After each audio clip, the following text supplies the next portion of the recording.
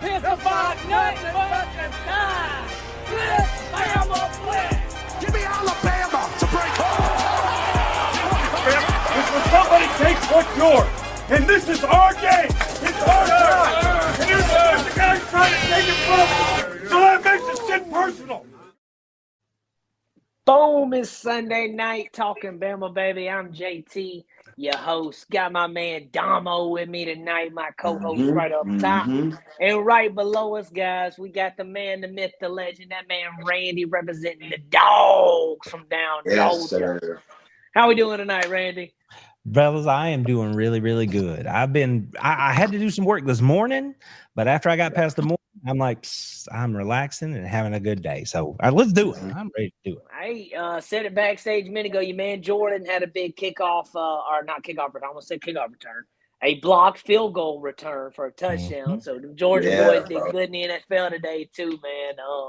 And if you like, if you don't have an NFL team, I suggest if you're a Georgia or Bama fan, just go pull for the Eagles. Because we have they have like 12 of each players from roster to roster. They have a lot of SEC, a lot of Bama and Georgia players. So fun day in the NFL today. But we're talking some Georgia Alabama football tonight, guys. We are now 6 days away from the Tide and Georgia kicking it off, baby. Two juggernauts. Damo, how we doing tonight, brother? I'm doing great, man. Kind of a stressful NFL Sunday for me. But other than that, man, having a great day, blessed, you know what I'm saying? Randy, it's great to have you, bro. And again, bro, I'm just blessed to be on the panel with some great college football voices tonight. So let's do it, man. Man, I'm super excited. Guys in the comments, guys, Latoya coming in with Roll Tide, shout out. She always watches the show. We see you. The man Jeremy right here from Randy's show coming in. What's up, brother? Fellas, first time watching. He's a regular on your show, though, man. That's awesome, man. We're all about the Tide here, but you're not Auburn, so we don't dislike you. If you was Auburn, we would have a problem, but since you're not Auburn, we don't have a problem, and we're completely we all good. We're cool with the Dogs. I don't have no beef with the Dogs. Other than this week, this is the only time we'll have beef. Other than that, we are good. I don't have no hatred toward the Dogs. But I'm excited about tonight. We got my man Raj in the comments. That man, Mr. Jones, is down there as well, representing for the Dogs. Randy, you got you a good following coming in, man. That's awesome, brother. And I'm glad. We're going to kick off tonight and let you kind of kick us off with this.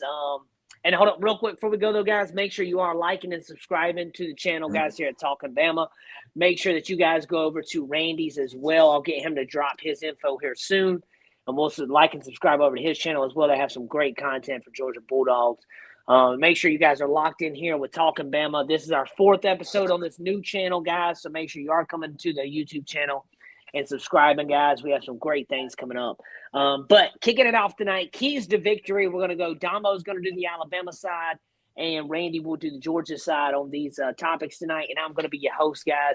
I'm going to try my best to be in the middle right here and call it fairly.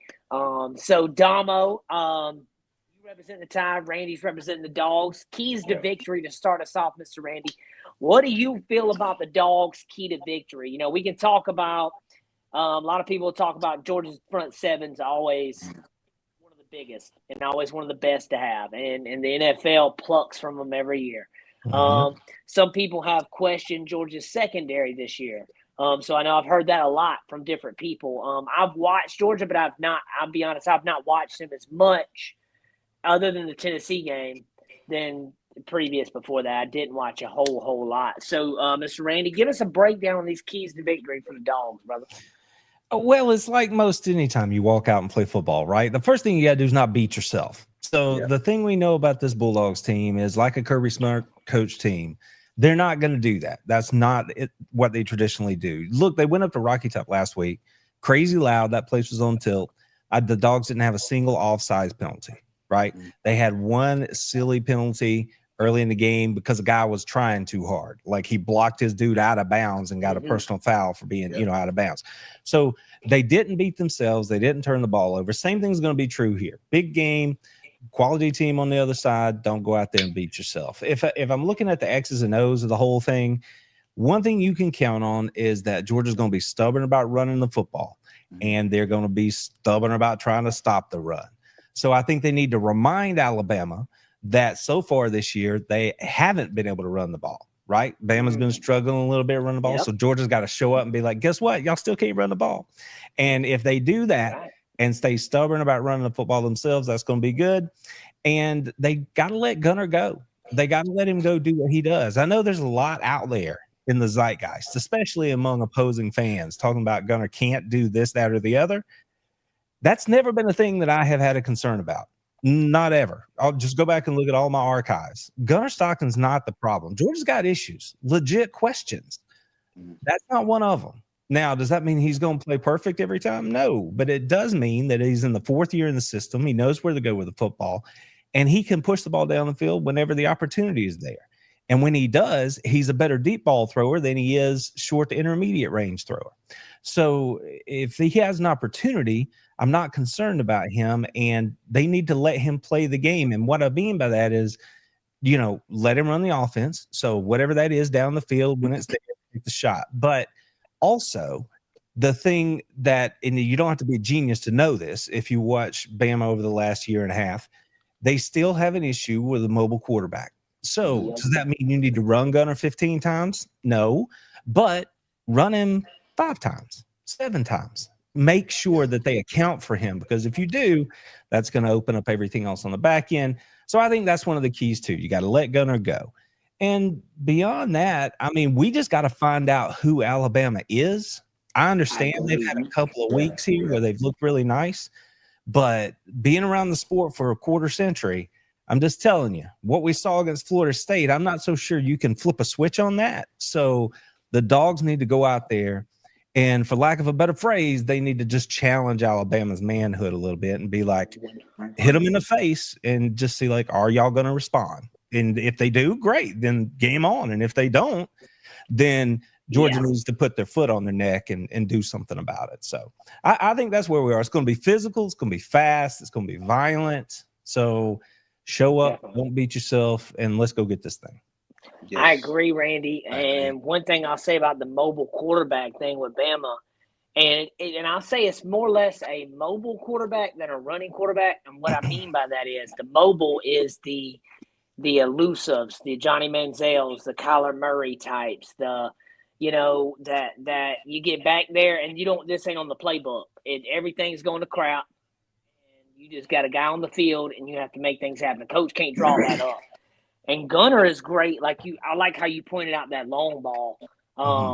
He is good with the deep ball. I was just about to say, I don't fear if we make Gunner have to throw us in the middle as much as if he has those time to hit those outside guys deep and get somebody open. That fears me the most from Gunner than if, hey, you tell me he's got to sit back there and hit him. Now he's gonna hit a couple across the middle. I'm not saying that, but I feel way better opportunity for our defense for it going across the middle than him doing them outside, because he does have a nice bucket ball too. And I say bucket ball because it's in a bucket. And he kind of like Russell Wilson. He made his money on that in the NFL.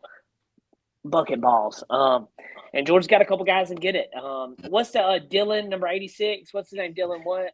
Dylan Bell. Dylan Bell. Yeah. Dylan Bell last year called, and his play got overshadowed because of Ryan Williams and the pick at the end.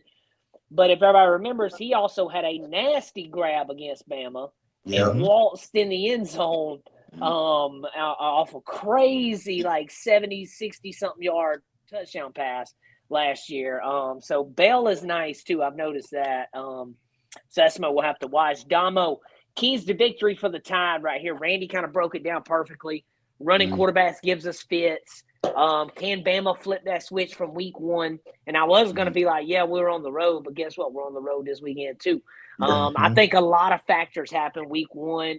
You can't give excuses because it is what it is. The Tide look horrible.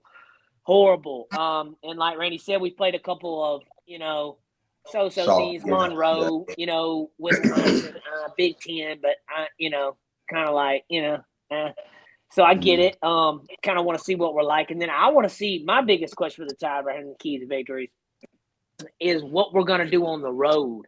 Not even necessarily what we're going to do. We'll get punched in the mouth. just curious overall. Not even that it's Georgia we're playing. Just, I mean, it could be Louisiana Monroe if we got to go to them. Like, I want to see how we play on the road right now. Is it that big of a deal? Because Kalen DeBoer on the road has been a thing at Bama so far, and that's trailing back to last year. So, Damo, write these keys to victory down for me right here for the Tide and how the Tide could win this game against Georgia on Saturday night. Well, I want to kind of touch on something how you both said about Alabama really flipping the switch, because to me, we're in a position where we don't have a choice but to flip that switch on, okay? You're going into a very, very hostile environment, okay, against a great team, a great coach, okay? And this is a team that you have gotten the best on in the past, including, a thriller in Tuscaloosa last season, okay? So they're going to be wanting to get their get back, okay, versus Alabama, especially coming off of a great win against a great Tennessee team, okay? So, I do think that Alabama does not have a choice but to buckle down and flip that switch, because if we don't, it's going to be a long night for the Tide. Okay, let's just put it like that. Secondly, you are going to have to be physical. Like, you're going to have to be physical. We all know it's the same thing when Georgia and Alabama match up. Okay, who can win that battle, in the trenches? Okay, can your offensive line and your defensive line match up against their offensive line and defensive line? Okay, and this is a very physical front seven for Georgia. Okay, they're going to throw some things at you offensively, and defensively. Okay, offensively, I know they have a stable of running backs that they will throw at you, including Gunner. Oh, yeah.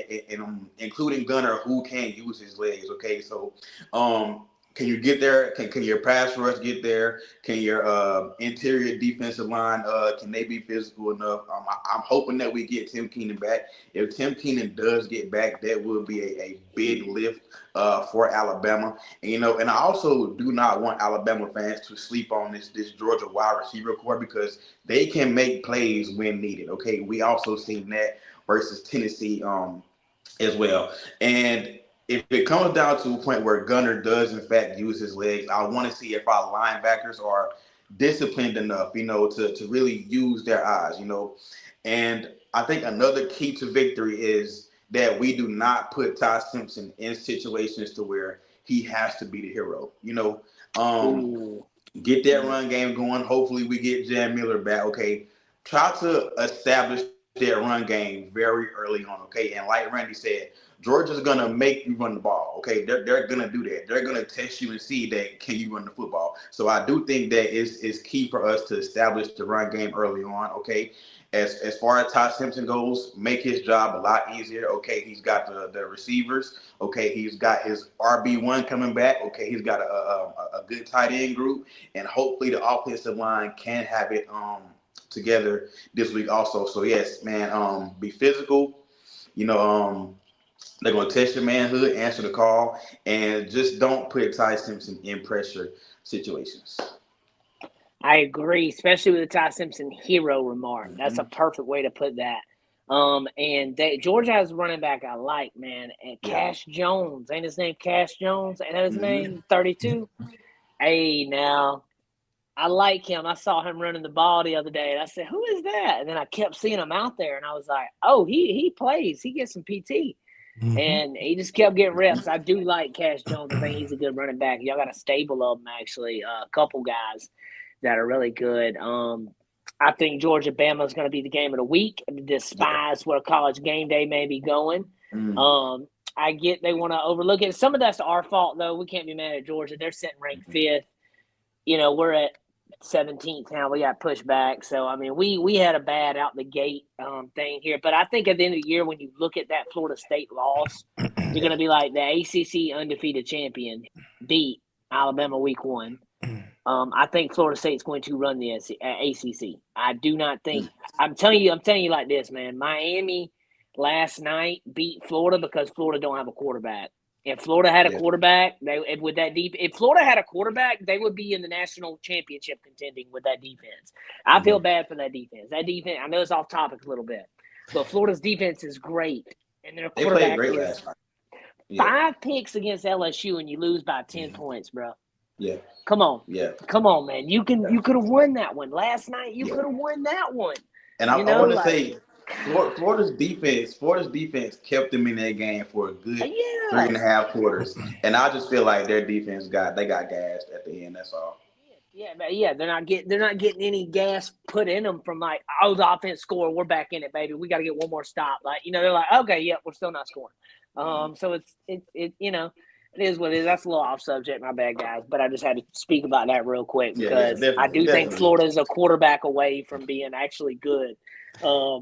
My guy Steele is in the comments here. He's like, poor Florida. He crocodile tears, baby. I hate the Gators. So I know y'all do. Yeah, we love to hate. Every day is a good day to hate the Florida Gators. Mr. Ray, how y'all are with Florida, we're like that with Tennessee. We don't like Tennessee like how y'all don't like Florida. We do not like Tennessee at all. And Auburn definitely. We all know that one.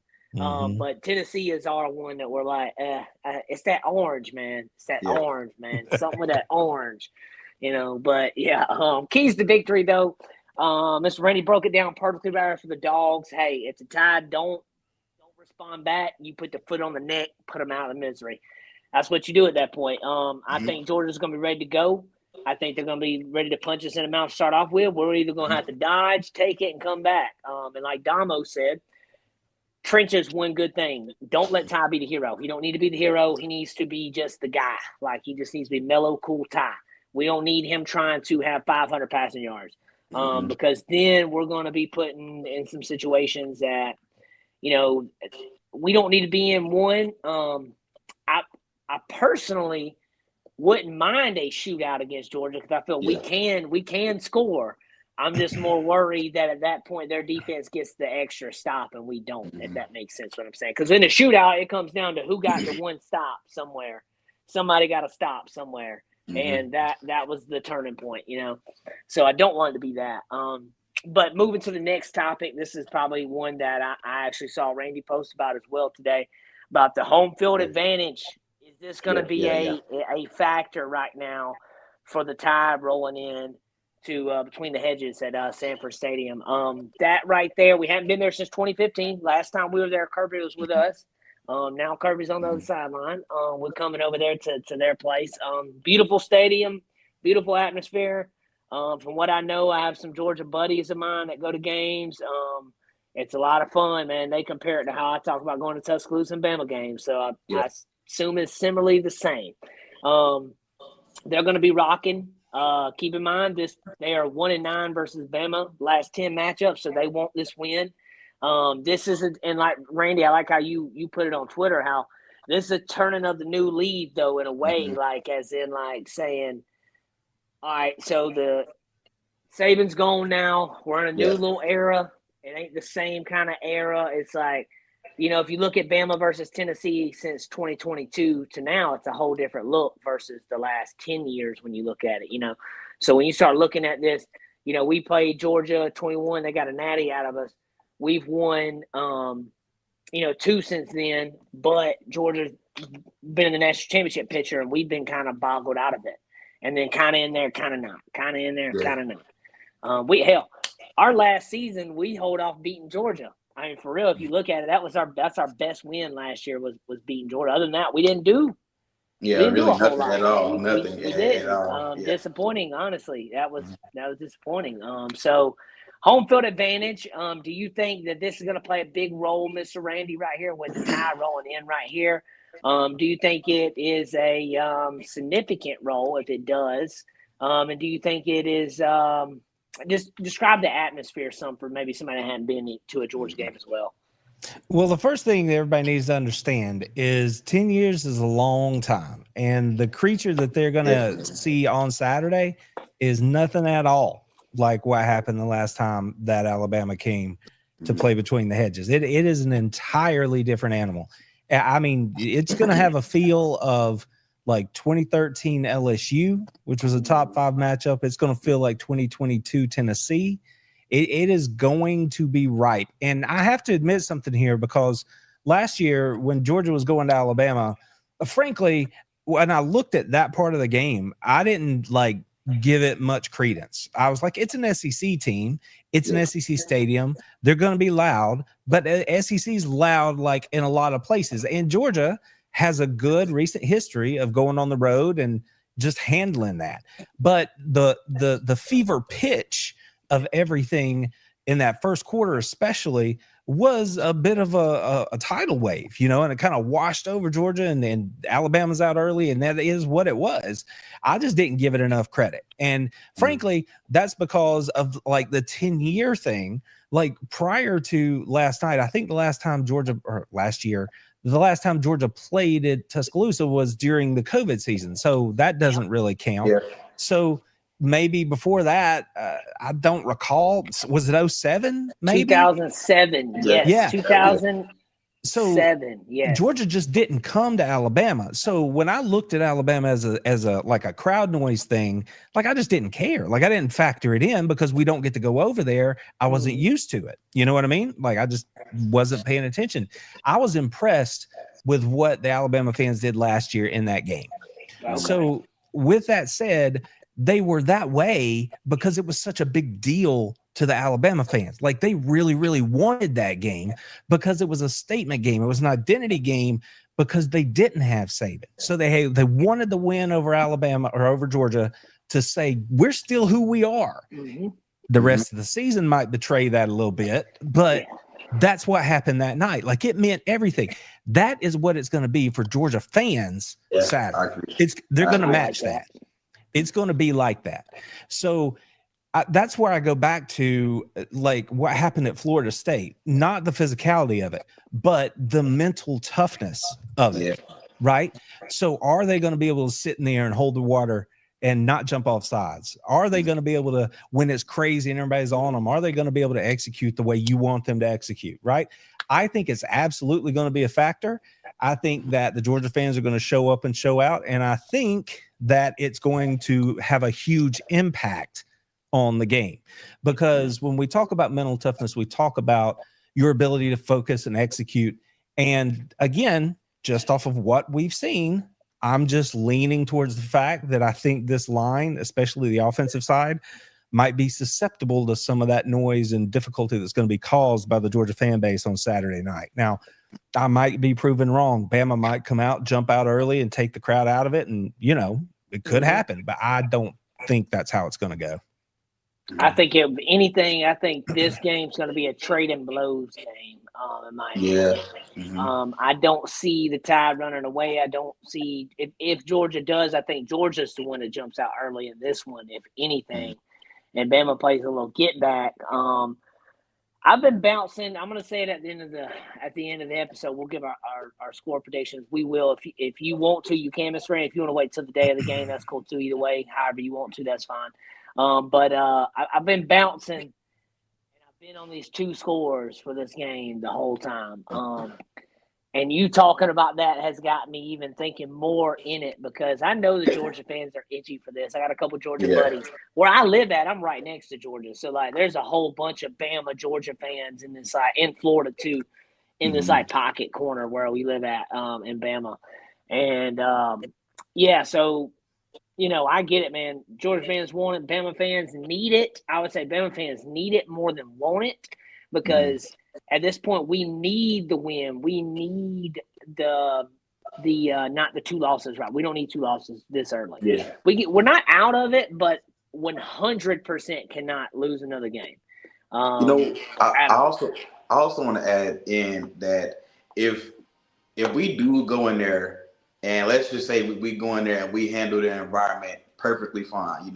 Like we have some issues, but we get those cleaned up. I also think that going into Georgia and handling that crowd, I think that you're going to be better off in the season. Also, when you go to other places, like, we go to South Carolina, we go to Auburn, we go to, who else is it? Well, just those two mainly, okay? I think that if you can handle this Georgia crowd, you can definitely handle like a South Carolina or a crowd in Jordan here also. Right. I mean, just look at what Georgia did last week. Like, I can't see a more difficult situation than what they went through last week, and they were able to show what they were about and come out of there with a win. So, and I absolutely say that that's going to help Georgia down the road. So if it works for us, it would do the same for Bama. If they can come in and do that, even if you don't win, right? But that's not why you lost. you still are like, all right, we can handle whatever's down the road. I agree with you 100% right there.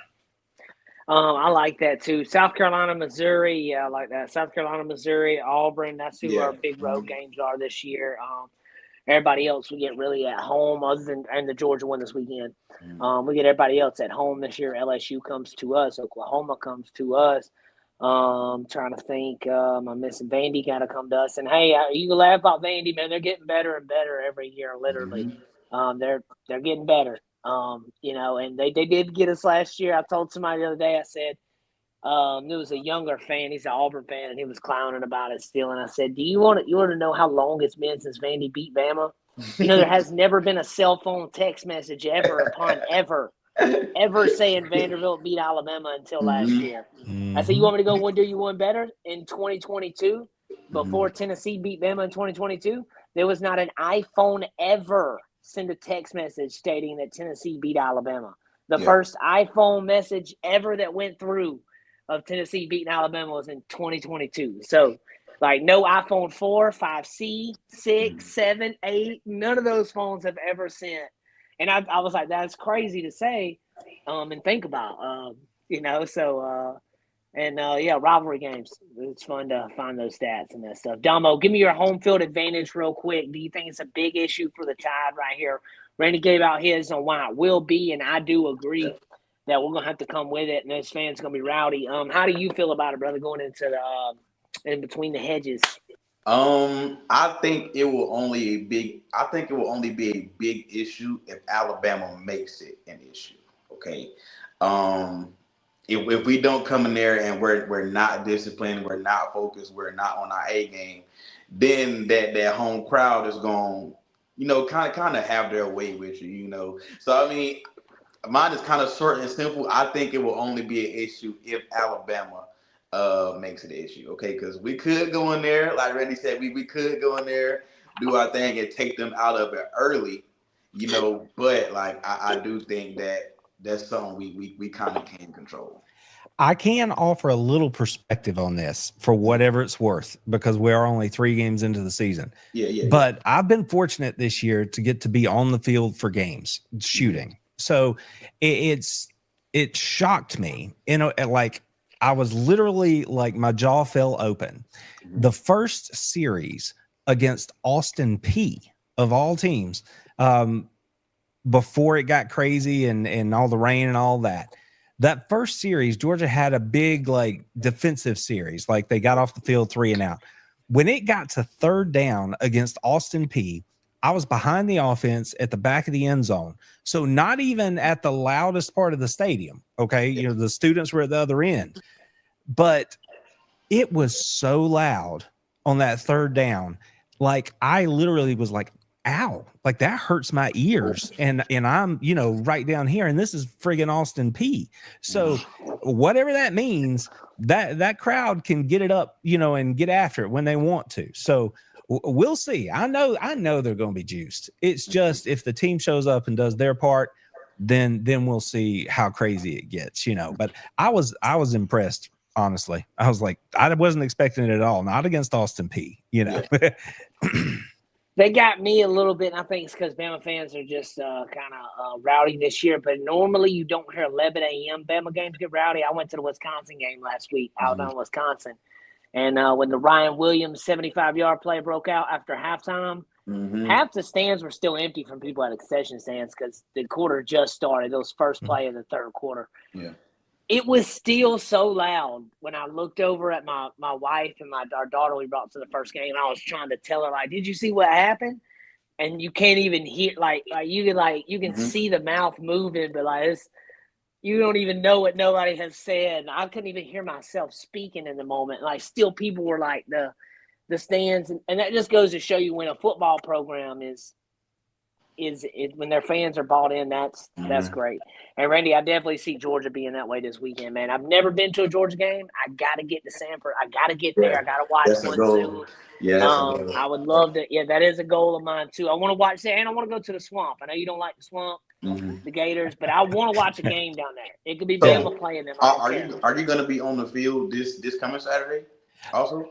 Well, the weird thing is I never know for certain until like Wednesday, but Okay. because I'm part of a team. So, but odds are that I will be. Like I'm planning to be there. But we'll see. If I'm not there, then I'll be right here doing something. So it's just one of those things that I don't get to do this on game day because I've been over there. But that's been a whole lot of fun, because it'd been a long time since I'd been on the field. And it just reminded me, like being back at that first game, I was like, oh yeah, like you see the players and you see how large they are in person, and that's your first indicator, because you get lost watching it on television. You forget, but you get down there close and you see how big they are, and then the game happens and everything's moving real fast. But it took about a series or so, and I was like, that's right. This is football. This is what it is, because you hear it, you see it, you feel it, Yeah, definitely feel it. Yeah, and I'm like, this is cool. So I'm very grateful for the opportunity to be back down there this year. Yeah, man, that's awesome, dude. I'm just glad to hear that you're on the sidelines, man. That right there is a unbelievable feeling to be at and to do things with, especially the team you love on top of that. It's a whole nother level. So that is awesome, man. Before we move to our next topic, real quick, guys, make sure if you're watching us on any other channel or on Twitter, wherever you're watching us at right now, you come over to the Talking Bama channel, which is spelled Talk, letter N, Bama, and subscribe our channel, guys. Make sure you like and subscribe the live tonight as well, guys. Leave us some comments. We'll come back to some questions. Raj have one. Before I go to the next topic, pull that question up real quick. What's up, Randy? I do want to shout out our fella. I noticed him in the chat here. Welcome to everybody who's come over from my channel, by the way. Yeah. But I noticed our guy Mike Free in here checking in from Hawaii, everybody. So we are reaching out tonight. Mike. We are reaching out tonight. We are getting out across that. Good to see you in here, Mike. I appreciate you, buddy. There he goes. Okay, I see that. I see it now. Yep, I missed that one, Mike. Mike all the way from Hawaii. Okay. Worldwide. Hey, that's what's up, man. So that right there, is something, guys. If you're a fan of football, especially SEC, it's different. The SEC is just different. I try to tell people that. It's hard to explain if you don't live down here, especially. But go to any SEC game and you'll see what I mean. It's its own world almost. It is. We'll come back to questions, guys. Make sure y'all leave some questions for us, and we'll come and answer those at the end of the show. Let's get to our last topic right here, guys. This is something me and Damo talked about in the group thread last night. In the trenches. Battle of the trenches, baby, because that's almost where every game is won. But in these Alabama-Georgia games, you see clash of the Titans going on down there in these trenches. You see some great Georgia defenders against some great Alabama offensive linemen. And the story's almost the same this year. Alabama's offensive line coming into the season was ranked number 1. We all on our show was like, pump the brakes on that. Pump the brakes on that. Do not tell us we're number 1 at anything right now. Well, as you can see, they kind of finding themselves over the last couple weeks, been a lot better. Obviously haven't faced near the talent level other than Florida State's was pretty good. I will give credit to Florida State. They're a pretty good club. But Georgia's talent level is going to not only be the best they've seen, but the deepest they have seen, where when they replace a guy, that replacement is just as good as that guy that just came out, but now he's fresh. So that's where Bama's going to have to be a actual unit on the O-line. And when you flip that side right there, Bama's defense has been flying around, hats off. Now, we just cannot have that same effort from week 1 here. And I know you can't keep bringing up the week 1 stuff and like that, but until you've seen where you've been punched in the mouth, it's like, well, what's he going to do now? That's kind of what the biggest question is with Alabama. So there's going to be a lot of pressure on that sideline with Bama, especially if Georgia goes up early. All the eyes are going to be, all the heads will turn. And got to answer the call. So in the trenches, Damo, kick us off with this one. We'll let Randy wrap us up. In the trenches, how do you feel about Bama versus Georgia on both sides of the ball for us here? Well, it's a lot what you and Randy said earlier. How will Alabama handle being punched in the mouth? Okay, because listen, this Georgia D line, they are big, okay, and they are a great group, all right. And like you said, JT, our offensive line is still kind of finding their feet. Okay, they have not lived up to the hype that they have that was built up coming into this season.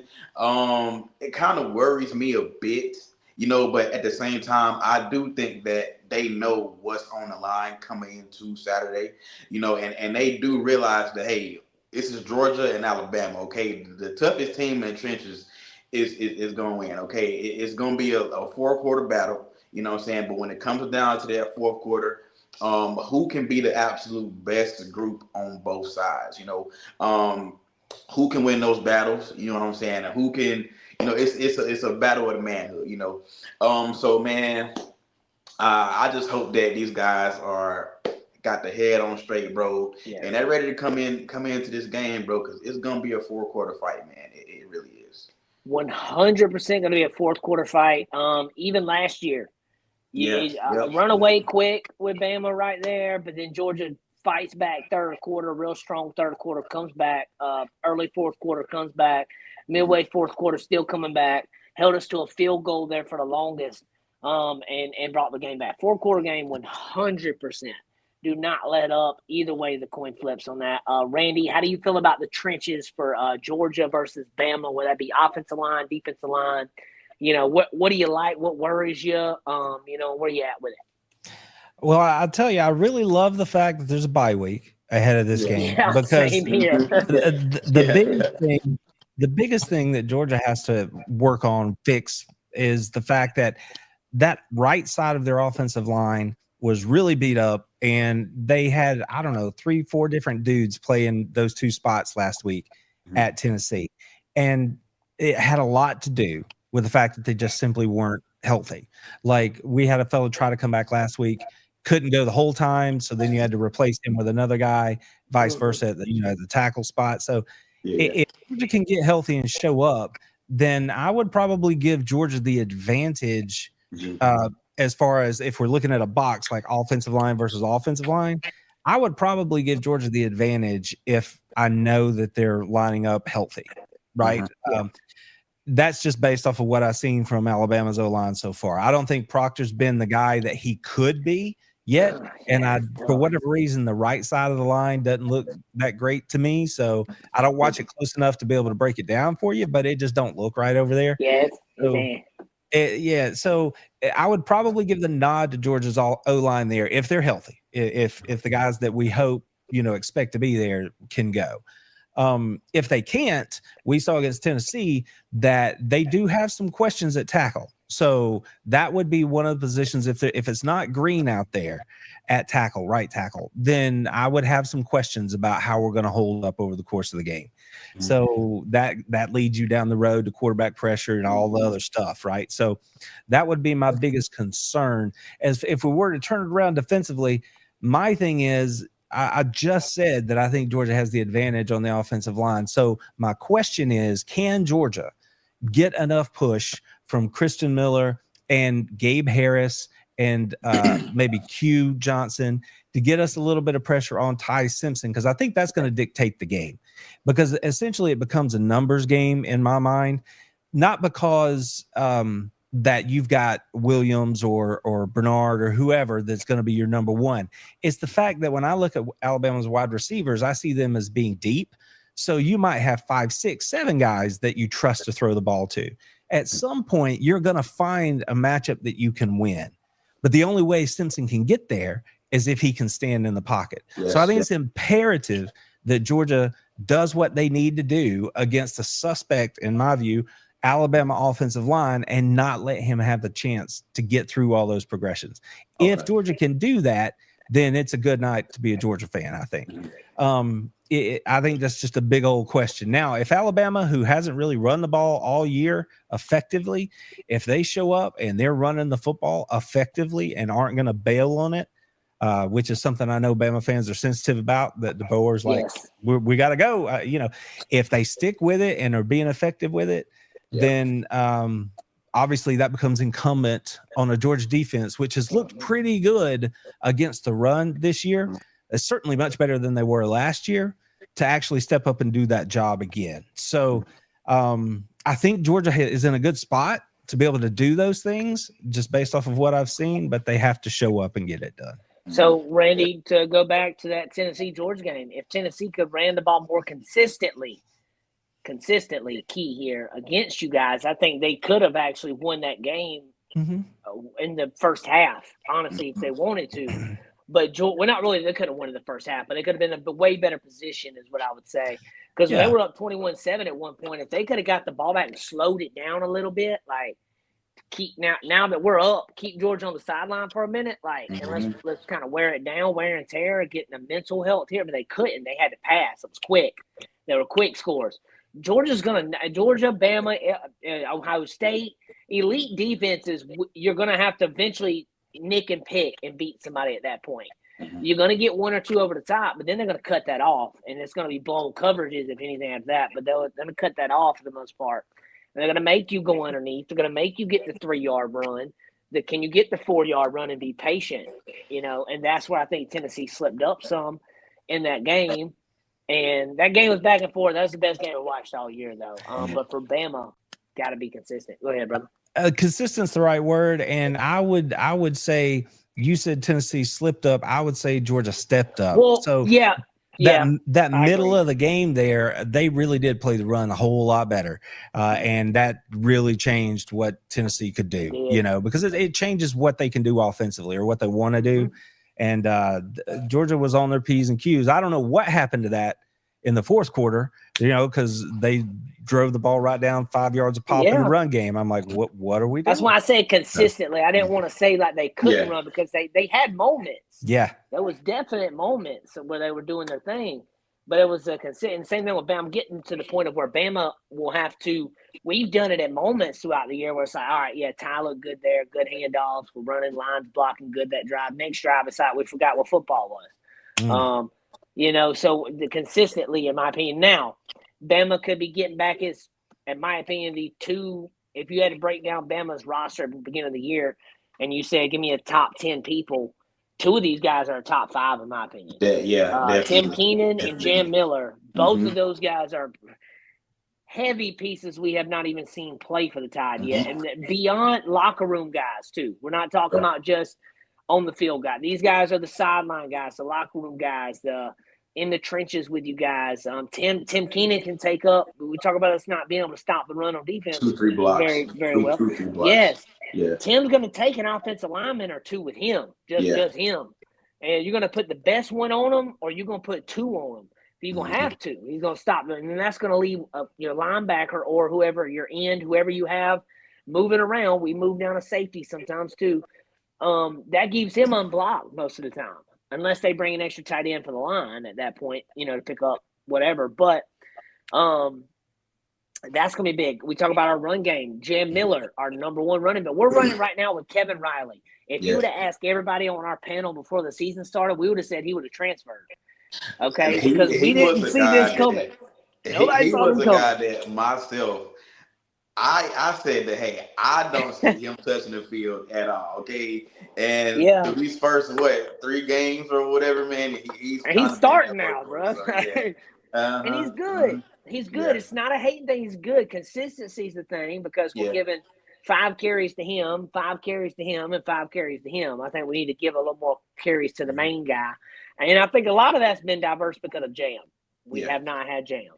And I think that's what it comes to. So to button all this up, I think if Bama can get Jam and TK back, I think Bama has a better chance to withstand the trench, because then Jam will be able to run the ball for us a lot better. Pass catching. Also, a virtue that goes unnoticed for a lot of fans don't understand this stat here, and they wonder why their favorite running back doesn't get the PT they should, or why they go out and an NFL team will go out and sign another running back. You're like, but why the other one's so good? But he can't pass block.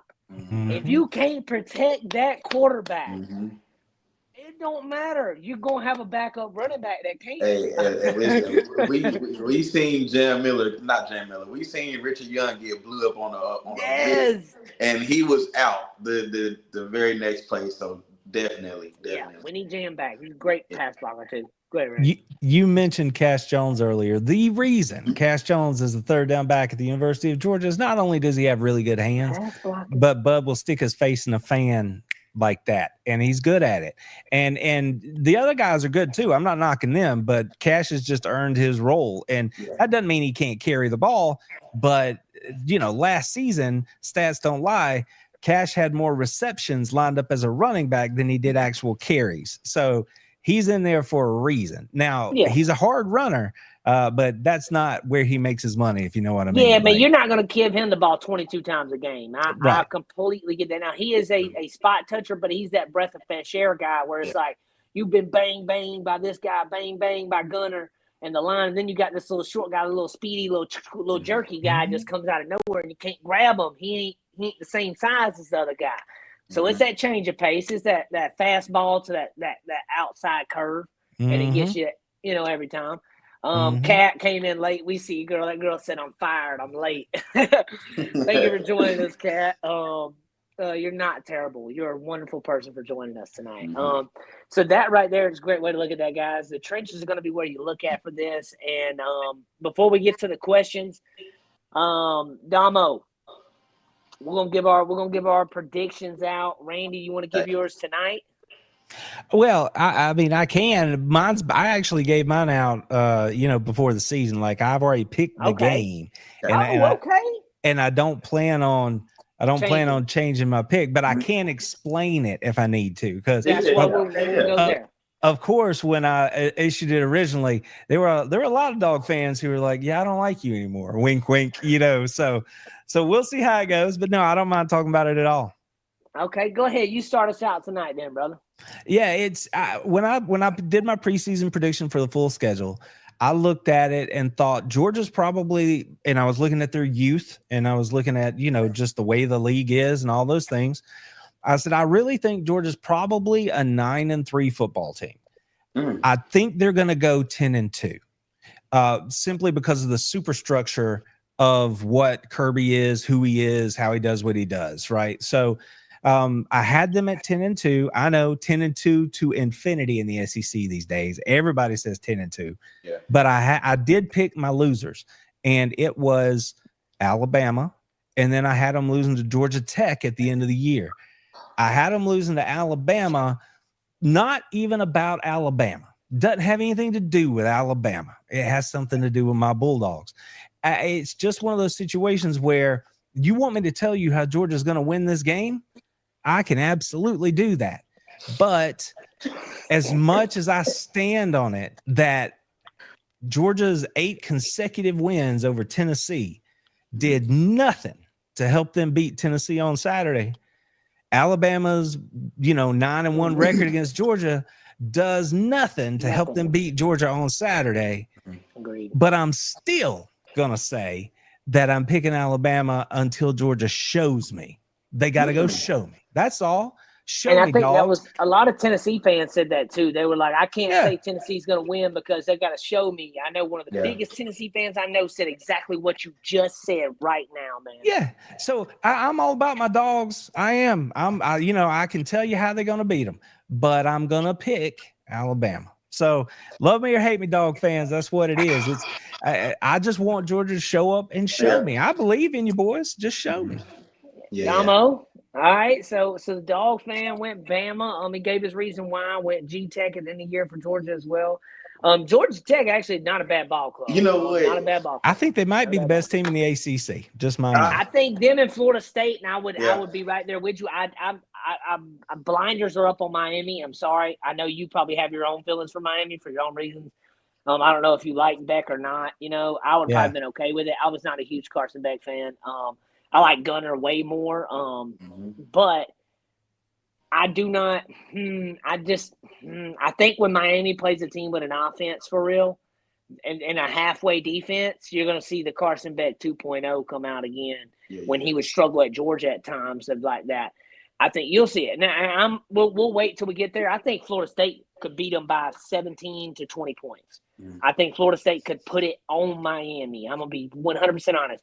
With that Georgia Tech, man, I'm telling you, I think they'll get him a little bit, bro, but I'm telling you, the way that I slept on Tommy C, okay? Big Tommy C, dog, that I slept on him, not going to lie. Slept on him, talked junk, said he wasn't going to do nothing. He was a pocket rocket quarterback. I'm wrong. 100% wrong. And you were right, Tommy. You showed me, brother. You showed me. Dude's a baller. Dude's a baller. Look, I mean, I know that it was Kent State. I know it was Texas, East Texas A&M or whatever. But putting up 49 points in 2 quarters and then putting up, almost 50-something against Kent State the other day, and then they had all their other guys in for 80% of the game. Like, Florida State looks like it, man. They do not maybe it's because we saw how bad they were last year. Yeah. And you see this year, but I think they can walk them. And we'll see that with Miami, how that goes there. That'll play itself out. Damo, predictions. Who you got me, Damo? You know what, Randy? I like the kind of Georgia fan that you are. You know what I'm saying? Because you're very realistic. I just want to say you are actually the first Georgia fan that has actually said that you think that Tech is going to beat y'all. You actually are the first that said that. Again, I can explain it, but yeah. Of course, I'm going to pick Alabama to win. But I actually think that it's going to be a high-scoring game. Okay, I think that both offenses are kind of going to have a day. There's going to be some defensive stops, here and there. But I'm going to take Alabama. I'm going to say 38-35, Alabama. Yeah. 38-35, Bama. Ooh. We got Bama coming into the hedges. We got Bama versus the Dogs. Yep. We got no Nick Saban, but we got that man Kalen DeBoer versus Kirby Smart. Second time. Kirby has a way to play. Yeah. He has a way to play against these big teams, big coaches. I've been going back and forth on a score here, and the winner is different from each score because depends on what Bama team shows up. I'm going to be honest. If we get Bama showing up flying around the ball like we did the last 2 weeks, don't care about the opponent, the mentality, the flying around the ball, the energy. If you can't get up for playing Georgia, especially after what's done happened, I mean, hey, wash your hands for the rest of this year. Wash your hands with a coach. Like, we can't get up this Saturday and be hyped with energy. Wash your hands, bro. It's going to be a hard season for us. Yeah, it's going to be a hard season for us, bro. I don't see that being an issue this Saturday. Don't see an energy thing, which should have been week 1, but hey, we'll let it go. Everybody's human. Things happen. Everybody has a bad day at their job. You ain't going to say you ain't never had a bad day, a bad Monday, or whatever day. It's had bad days. So give me the Tide 34-31. Bama wins it on a walk-off field goal. On a tight one, too. A tight one. Okay. I like that. One. I got Bama close in this one. Bama real close in this one. And I think Tally, I might be saying it wrong, sets himself up, and he becomes the new super kicker we have. He's not bad. He needs a little bit more uff in his stuff sometimes, but I like him. He's progressing well. Give me Bama by a late field goal, fourth quarter. Late, walk-off. I'm just calling it walk-off. It's going to literally be clocks hit 0. And I'm probably going to die from the us relying on a field goal. Because if people can go back to that 2017 Natty, Bama had the field goal. It was like a 34-yarder, and we win the game. No overtime, no Devontae Smith catch. That doesn't happen. And then he kicked it, man, and oh my God, that was the worst kick ever. Hey, you know what? Right here. A walk-off TD. I mean, that'd be a 25-yarder. It's gonna be. I'll give you that. It's gonna be a 44-yarder, bro. 44-yarder walk-off, baby. If I'm right, come back to this video and clip it, baby, because I'm gonna be right. Oh man. See, I won't give you a score, but I will say that I think it's not gonna be that kind of game. I think it's going to be a lower scoring affair. And I say that because of the first thing that you just said there about how if you can't get up for this one, then there's nothing to it. I expect the very best version of Alabama to show up on Saturday. I expect them to play well. And I just truly think that it's going to be more in the neighborhood of like 21-17, 24-21. I really think it'll be on the lower end. I just don't expect that there's going to be those big plays like we saw against Tennessee last week. I don't think that's how it'll go. I mean, it could, but I see it as both teams coming in knowing it's a heavyweight fight. They're going to trade some blows, and you'll have some drives, and I just don't think they're going to light up the scoreboard. So I want to ask you both the question then. Randy, okay, do you feel like there's anything that Kirby Smart needs to prove this Saturday? And JT, do you feel like there's something that Caleb DeBoer needs to prove this Saturday? Yeah, you want me to go first? You want Randy to go first? Hey, it don't even matter, man. Y'all can pick which one goes first. Go ahead, Randy. You the guest, brother. All right. So no, Kirby doesn't have anything to prove. No, he don't. It's one of those things where and the thing I tell, like tomorrow, I'm going to do a response video to his presser. And the thing that I can guarantee you about Kirby Smart is when he steps to the podium or communicates through the media to his team, he is telling you the truth. Now, you might not want to hear it, right? It might not suit whatever it is you got in your own narrative, right? But he's going to tell you the truth. He will answer what he has asked. So it's important that people ask him questions, to get to the answer, because he will tell you without, he may not say name and number, but he will tell you whatever it is that you need to know. Yeah. I believe Kirby Smart, just based on the way he goes about his business and everything else, that it literally is, they have to get better from Tennessee. And it just happens that it's Alabama. And that's a quality opponent. The film will show it, and you better show up and do it right. So I really do think, because he's been on both sides of it and all that, I just think he's like, this is a tough football game, and we got to play well to go win. Yeah. And I don't think it changes anything about who or what he is. Now, if Alabama wins, you can bet your house on the narrative. You're going to read that. People are going to write that and say that. But in terms of what it means to him or to Georgia fans or whatever, it don't matter. I mean, we want to beat Alabama because it's Alabama. We want to beat Alabama to get to 4-0, because if you sit up and look down the rest of Georgia's schedule, if you make it to 4-0, then you're like, okay, we might be cooking here, when we get down into November. So I'll be eating my words twice, and that's okay. So this is a big game. It's one of those things where it's not a rivalry game, which is another thing that I say all the time that pisses my dog fans off. Thank you, Randy. It is not a rivalry game. These teams are not traditional rivalries. This is a big game, and that's something different, and that's okay. You don't have to be a rival with everybody. It's all right. This is just a high quality SEC football game. Between two teams that are really good, in college football. So let it be that. And there's a lot on the line, right? But I would never call this one a rivalry. So, Randy, the only way I could say that the rivalry would be there, if 40 more years of Alabama and Georgia go on like the way it has, probably the last 10 to 15, then I could say it could grow into a rivalry. But I just don't see – I'm with you. It's a big game. It's a big game matchup. How did we start this conversation? It's been 10 years since Alabama's been to Athens. Yep. You cannot have a rivalry if that's the reality. It's not a thing. It has nothing to do. That too. If the last 10 games were 5-5, because that's the next thing people say, well, one team's winning and the other team's not. It don't matter. If it was 5-5, if everything else remained the same, it's still not a rivalry. That's not how that works. Regular season stuff, not just because Bama and Georgia has been so good the past couple years. We've met in playoffs, we met in SEC championships, we met in natties. It hadn't been regular season affairs.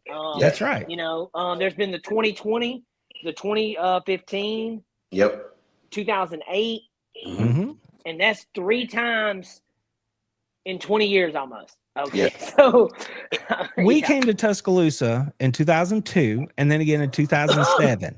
If Georgia and Alabama had played every year since 2007, then we might have something to talk about. But otherwise, you look at Georgia, Florida is our rival. Yeah. Auburn is number 2. And then you can put Georgia Tech there too. I rate them at number 3 in terms of our rivalries. Yeah. I didn't say nothing about Tennessee or South Carolina or Alabama. None of that, right? There it's Florida, Auburn, Georgia Tech, Auburn sucks. and then everybody else just gets on the bus. You know what I mean? Here, do this one. Ours is Auburn, Tennessee, and LSU in that order too, baby. Nice. I don't care for Auburn. He doesn't care for Auburn. That's it, boys. That's a good one right there. I like that. Good Those are ad-lib great. there. So answer your question real quick, and then we'll get to these questions, and we'll be done for the night, guys. DeBoer has a lot to prove. One being a road game. Yeah. And that goes back to last year, too. Games we lost, Vanderbilt, Oklahoma. Horrible ways to lose right there on the road. And just, man, you cannot – Tennessee, too, cannot lose those games like that on the road. So I think DeBoer has a lot to prove. And a lot to prove, meaning that he's got to win on the road. Herb, pull up the questions real quick. We're going to rapid fire through these real quick. And let's see. Does Randy have any game day rituals? Shave his head in the morning, eat exactly 4 pancakes with a side of blueberries. So that is pretty precise there. Do you have anything, Mr. Randy?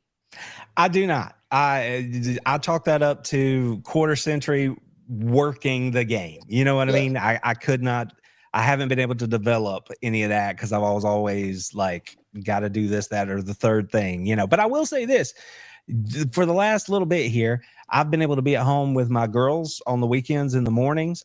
And so they turn me into their personal short order cook. So these days I like to wake up, make breakfast for the girls and get them set up. And then I come in here and turn on the pregame and all that. So that would be my ritual, if anything right now. So.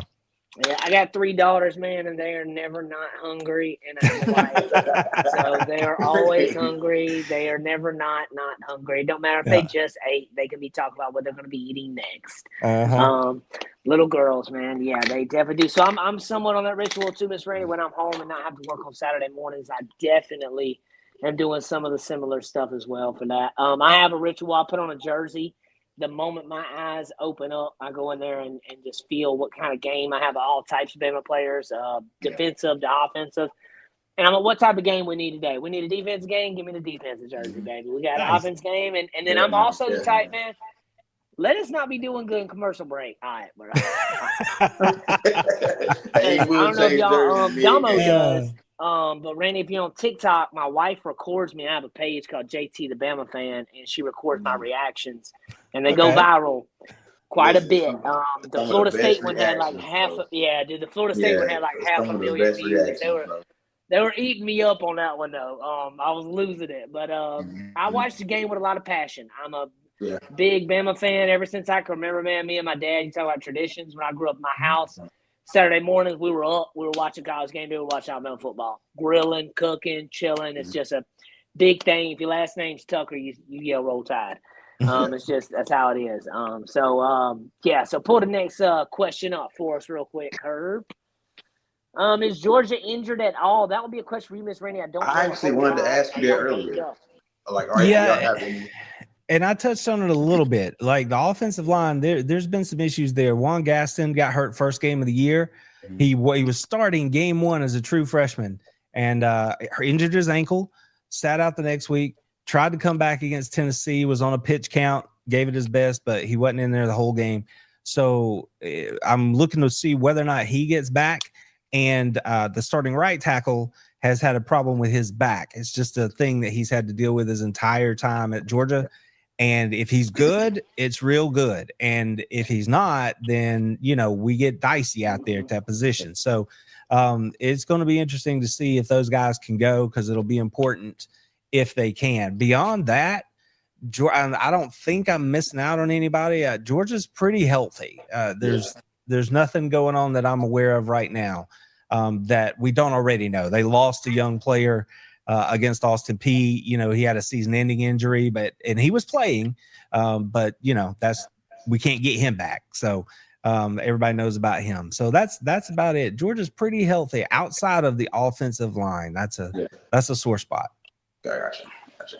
Yeah, I could definitely see that too. I heard somebody else in the comments talking about it with the right tackle right there.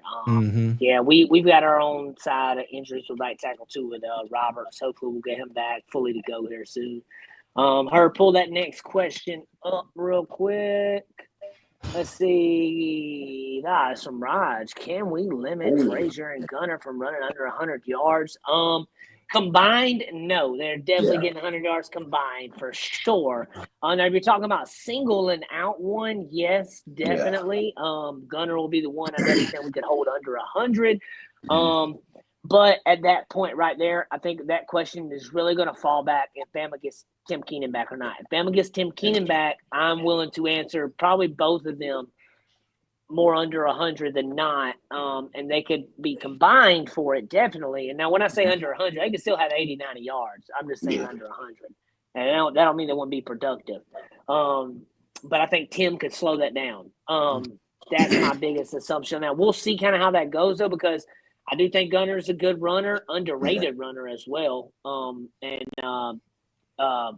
It's not just like a go east and west, he's north and south, and going to put his nose down most of the time and hit you.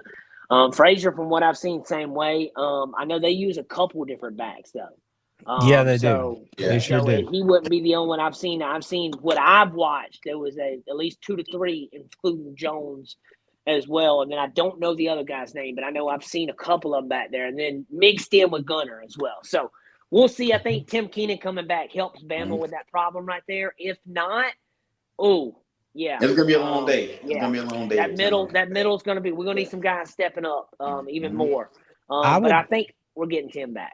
I would venture that if there is a back that gets over 100 yards, I would venture that Georgia wins the game. And I say that because they don't think about it in terms of having one guy get 100 yards. They think of it in terms of these 4 dudes getting us over 200, get us 225 between the 4 of you. And if they do that, then they're moving along at a good clip. If somebody's really, really hot and having a great day, then they're probably putting it in the end zone. And Georgia's probably having a lot of success. And so I would say Georgia probably would win. If that's the situation. I agree, because somebody probably broke one off at that point for a 60-yarder or so. So I agree with you, Randy. If that happens, we're in a world of trouble too. At that point, Ty needs 550 yards passing for us to win that one. I'm not saying it isn't doable, because they almost threw for 400, but still, that would be wild. Pull the last question up for us, Herb. I've seen there was one more, I think. Randy turned a dog card for the week, bro. Told you.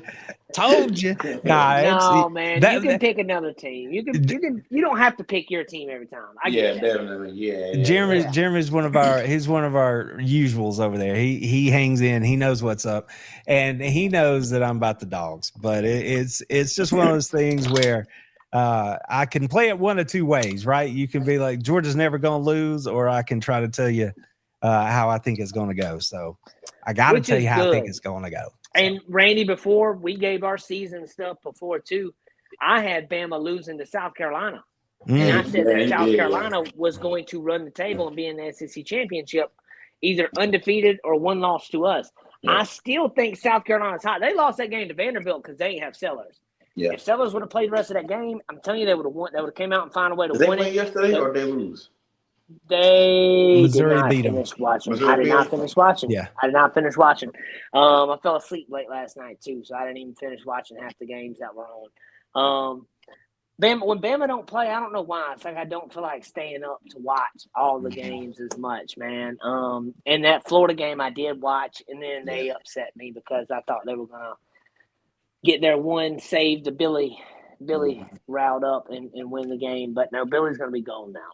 I can promise you that they're about to sign, seal, deliver Billy out of here. But I like South Carolina. I think they're good too. But you can also be wrong. Nobody's right every time. I'm gonna say every time because Lee Corso went out in a fashion of that 6-0 pick week 1, and he called some games, boy. So yeah, but hey guys, that's it for tonight for Talking Bama, guys. I'm gonna let everybody let them know where to find you at.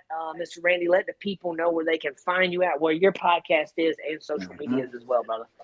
It is real simple. This is the How About That Dogs Cast, and all you have to do is put an @ symbol in front of HBTF Dogs Cast, and you will find us everywhere, literally everywhere. Literally everywhere, guys. Make sure y'all hit him up right there. Randy's got some great stuff with the dogs putting on for him, guys. We got our man Damo right here. Damo, let him know what you got going on. And make sure if you're on TikTok, you following Damo, man. He's got some of the best react videos for the Tide right now out. Go ahead, Damo.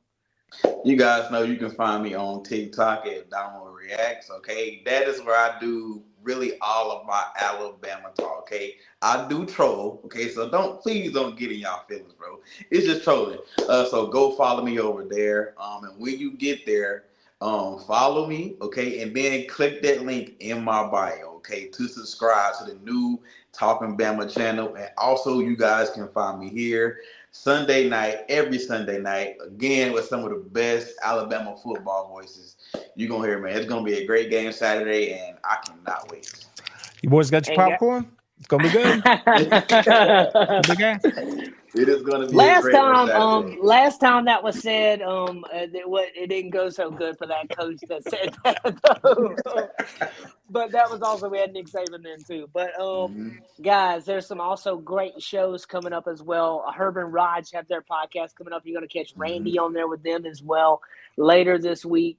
You can check them over at the Herb and Raj Center on their channel, guys. And also, I believe, Randy, you're going on the Way Offsides podcast as well this week, correct? That's right. You'll catch me there on Thursday. I'll be with old Key B on Tuesday. I am all over Bama YouTube this week.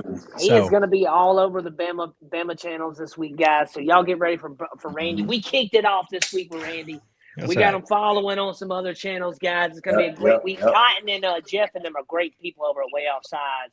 And Herb and Raj are excellent as well. You know them boys. They're wild. But I love Herb and I love Raj. Shout out to Mike as well, Big Mike, helping us out here at the channel. What's up? I gotta say, I feel like I have to clarify my popcorn thing. See, I didn't even think about the fact that y'all have popcorn history. I didn't even think about it.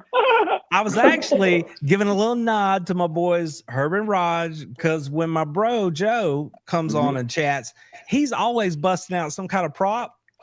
So tonight, I thought I'd do the same as a nod to Herb and Raj. I didn't even think about y'all having Bama history, like popcorn. You remember when history. Lane was like, "Get your popcorn and do the thing over." Yeah, that is not what I'm saying. No, I knew. Yeah, I was more like I was buying into the Lane train stuff. I like Lane. I'm not a Lane hater. I like old Lane. And I wouldn't be upset later down the road if Bama went after him. I wouldn't. I know some Bama fans would. I'm not one of them. I'm also wouldn't be upset. People say they want about Dabo Sweeney, man. I don't think he's that bad. I think they just got some stuff going on up there, man. But I don't think he's that bad of a coach, though. I just think there's some player personnel going on at Clemson. Yeah. But here nor there, we'll see how that goes. I enjoyed you coming on tonight, Randy. Damo, as always, my brother. It is great to talk football with you guys. We will be back on for a post-game show with Alabama versus Georgia post-game next Sunday night. We're going to see what the temperature's like. We're going to see what the tide's like. We're going to see what Georgia's like. We're going to see what the rest of the SEC picture looks like, because this is going to change it a little bit. It's going to be that extra little notch for the SEC championship right here. And in my opinion, I want Bama to win the SEC again, and we can figure the playoffs and rest of the stuff out after that. But I really want an SEC championship again. We had it with Saban a couple years back. I'd like to get another one. It'd be nice to get in there. But in order to do that, we got to beat Georgia. Definitely. And Georgia ain't going to give it up that easy either, guys. So, until next week, guys, thank y'all for joining us. All you Georgia fans that gave the 42-14 that y'all were going to beat us, make sure you come back to the show next week. Yeah, it'll be great. Unless you actually do beat us by that much, don't come back. But hit the like and subscribe button, guys. It's been a blast tonight. Thank y'all for joining us, and won't get pissed about nothing but a tie, baby. Roll Tide, baby. Mhm.